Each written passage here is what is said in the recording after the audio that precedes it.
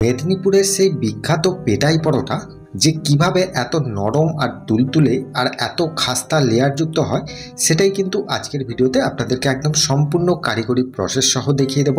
কারণ এই রেসিপিটা আমি কিন্তু শিখেছিলাম মেদিনীপুরে আমার নিজের মামার দোকান থেকে, আমার মামা বাড়ি থেকে। সেই মামার দোকান থেকে, মামার কাছ থেকে এই রেসিপিটা শিখে আমি কিন্তু ওনার দোকানেও আমি তৈরি করেছি। আর সেই রেসিপিটাই আপনাদের সাথে আমি তুলে ধরবো সম্পূর্ণ কারিগরি প্রসেস সহ। যদি আপনারা দেখেন, দেখবেন এই রেসিপিটা তৈরি করলে বাড়িতে একদম মিষ্টির দোকানের মতোই কিন্তু এই পরোটাটা আপনারা তৈরি করে নিতে পারবেন। আর এই পেটাই পরোটাটা যে দুটো ভাঁজ দিয়ে তৈরি করা যায় সেটাও কিন্তু আজকের ভিডিওতে দেখিয়ে দেবো। তো বন্ধুরা, আমি মৃণাল, মিষ্টির কারিগর, আর আপনারা দেখছেন বেঙ্গল সুইটস চ্যানেল। তাহলে সবার প্রথমে ময়দাটা মেখে নেব পেটাই পরোটার জন্য। তার জন্য একটা মিক্সিং বলের মধ্যে আমি নিয়ে নিচ্ছি মেজারিং কাপের 3 কাপের মতো ময়দা। ওজন করলে সাধারণত এখানে 350 গ্রামের মতো ময়দা হবে। আর এই ময়দাটিকে খুব ভালো করে একবার চেলে নিতে হবে। তারপর আমি 3 কাপ ময়দার জন্য পরিমাণ মতো লবণ দিয়ে দিলাম। আর লবণটা দিয়ে ময়দার সাথে খুব ভালো করে মিশিয়ে নিতে হবে। এবার মেশানো হয়ে গেলে এখানে আমি 1 কাপ জল ব্যবহার করব। এই 1 কাপ জলটাকে আমি 2 থেকে 3 বার ধরে দেবো। আর আস্তে আস্তে এটাকে একটু মিডিয়ামভাবে মেখে নেব, যেন খুব শক্তও না হয়, খুব নরমও না হয়। কারণ এটাকে যখন রেস্টে রাখবো এটা কিন্তু অনেকটাই নরম হয়ে যাবে, সেজন্য এটাকে মিডিয়ামভাবে মেখে নিতে হবে। তো বন্ধুরা, আপনাদেরকে এখানে একটা কথা বলে রাখি, আপনারা যদি ব্যবসা শুরু করতে চান, প্রফেশনালভাবে কাজ করতে চান, তাহলে এই রেসিপিটা থেকে আপনারা ব্যবসা শুরু করতে পারবেন। কারণ পেটাই পরোটা কিন্তু বাজারে এখন খুব বড় ডিমান্ড করছে। যে কোনো মিষ্টির দোকানে বা আপনারা ছোটোখাটো ব্যবসা শুরু করলে কিন্তু এই পেটাই পরোটা যদি আপনারা ব্যবসা শুরু করেন তাহলে কিন্তু আপনার ব্যবসা খুব ভালো রকম চলবে। তাই বন্ধুরা, আপনাদেরকে আমি সঠিক পদ্ধতিটা দেখিয়ে দিচ্ছি যাতে আপনাদের ব্যবসা শুরু করতে কোনো অসুবিধা না হয়। এবারে দেখুন, ময়দাটা মেখে নেওয়ার পর এখানে আমি 2 থেকে 3 চামচের মতো সাদা তেল দিয়ে ভালো করে ময়দাটার মধ্যে মাখিয়ে দিলাম। মাখিয়ে দিয়ে এটাকে আরেকবার মেখে নেব। মেখে নেবার পর এটাকে আমি 10 মিনিটের জন্য রেস্টে রেখে দেবো। রেস্টে রেখে দিলে সাধারণত ময়দাটা অনেকটাই নরম হয়ে যায়। 10 মিনিট পর আমি এখানে দেখাচ্ছি, দেখুন ময়দাটা কিন্তু আগের থেকে অনেকটাই নরম হয়ে গেছে। এবার এই তেলটা দিয়ে ভালো করে আরেকবার মেখে নেব। মেখে নেওয়া হয়ে গেলে একটা পাটার মধ্যে নিয়ে এটাকে আমি ছোট ছোট লেচি কেটে নেব। আমার যেহেতু এখানে তাওয়াটা ছোট বা ঘরোয়া তাওয়া আছে, সেজন্য এখানে আমি পিসগুলো একটু ছোট ছোট করব। আর আপনাদের বাড়িতে যদি বড় তাওয়া থাকে তাহলে বড় সাইজের আপনারা পিস করে নিতে পারেন। বড় সাইজের যে দোকানে সাধারণত যে বড় তাওয়ায় করে হয় সেই রকম সাইজেরও কিন্তু করে নিতে পারেন। যেহেতু আমি বাড়ির তাওয়ায় করে দেখাবো সেজন্য আমি ছোট করে নিচ্ছি। এবারে দেখুন, এর থেকে আমি লেচিগুলো কেটে নেওয়ার পর প্রথম স্টেপ দেখাচ্ছি। দেখুন, প্রথম যে ভাঁজটা সেটা দেখাচ্ছি। এখানে আমি একটা লেচি নিয়ে এটাকে কিন্তু প্রথমে তেল দিয়ে বেলতে হবে। এখানে কোনো ময়দা বা অ্যারারুট ব্যবহার করা চলবে না, তাহলে কিন্তু এই পরোটাটা হার্ডি হয়ে যাবে। এবারে দেখুন, তেল দিয়ে এটাকে কিন্তু যতটা পরিমাণ পাতলা করে বেলে নিতে হবে। কারণ পেটাই পরোটার জন্য এটা কিন্তু যত ফাইন করে বেলতে পারবেন ততই কিন্তু পেটাই পরোটার কোয়ালিটিটা খুবই বেটার আসবে। এবার এটাকে আমি ভালো করে পাতলা করে বেলে নিলাম। বেলে নেওয়ার পর এর ওপর থেকে আমি 1 চামচ তেল ছড়িয়ে দিলাম। তেলটাকে ভালো করে এই লেচির মধ্যে মাখিয়ে দিলাম, বেলার মধ্যে মাখিয়ে দিলাম।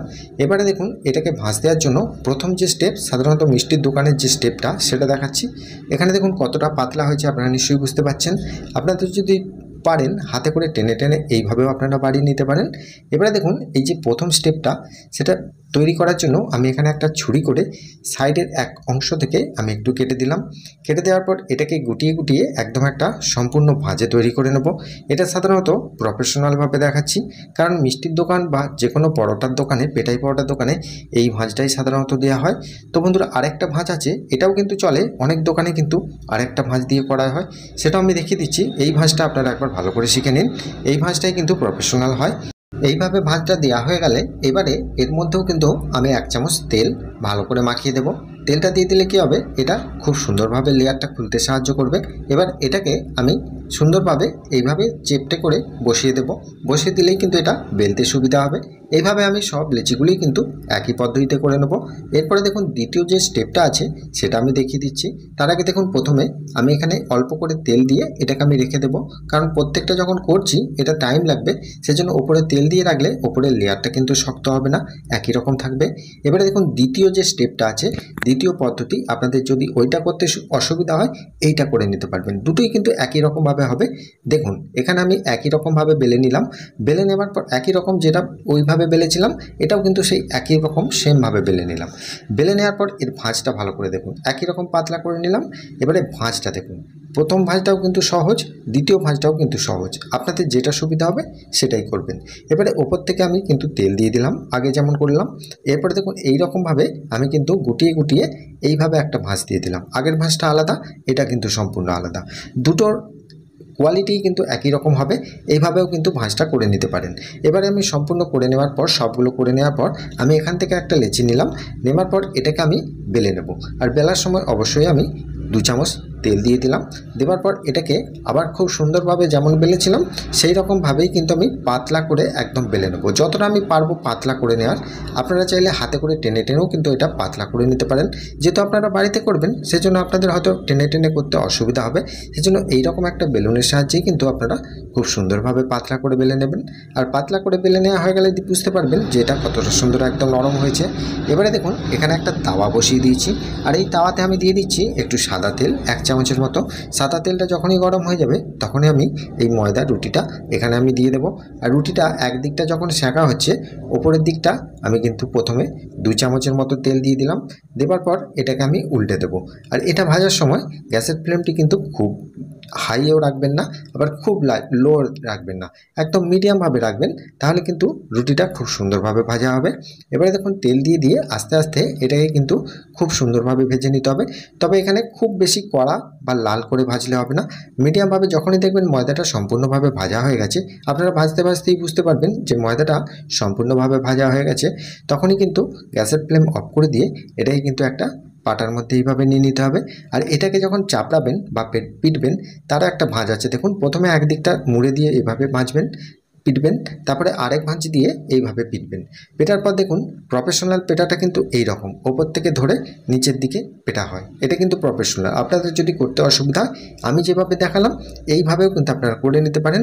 করে নিলেই দেখতে পাবেন একদম পারফেক্টভাবে এই পেটাই পরোটাটা খুব লেয়ার বিশিষ্ট, আর হাতের দেওয়ার সঙ্গে সঙ্গেই নরম তুলোর মতো হয়ে ছিঁড়ে যাবে পারফেক্টলি। কিন্তু একদম সম্পূর্ণ মিষ্টির দোকানের মতোই আপনাদেরকে দেখালাম, আমার মামার দোকানের কোয়ালিটিটাই দেখালাম।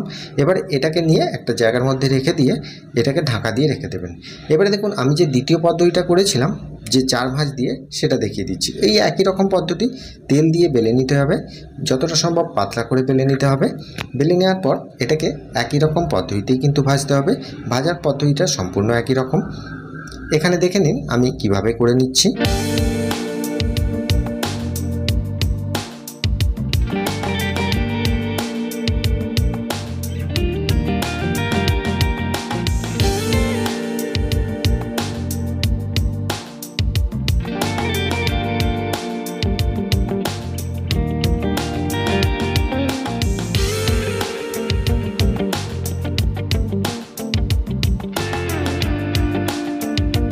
ওই একই রকম করে ভেজে নেওয়ার পর এটাকে আমি পেটার জন্য দেখুন প্রথমে একটা ভাঁজ দিলাম, তারপরে এইভাবে হাতের তালুই করে প্রথমে আমি চাপড়ে দিলাম, তারপরে আরেকটা ভাঁজ দিয়ে এইভাবে আমি পিটে দিলাম।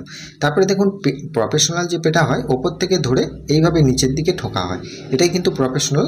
আর যেটাই করেন না কেন সবসময় এই গরম অবস্থায় করবেন, সাবধানে করবেন, যেহেতু এটা গরম আছে, হাতে ছ্যাঁকা লেগে যেতে পারে, সেজন্য আপনারা সাবধানে করবেন। আর এটা কিন্তু ঠান্ডা হয়ে গেলে পিটলে কিন্তু এর কোয়ালিটি ভালো আসবে না, সঙ্গে সঙ্গেই নামাতে হবে আর সঙ্গে সঙ্গেই কিন্তু এটা পিটে দিতে হবে, তাহলে কিন্তু দেখবেন এর যে সমস্ত লেয়ারগুলো আছে সম্পূর্ণ ছেড়ে দেবে।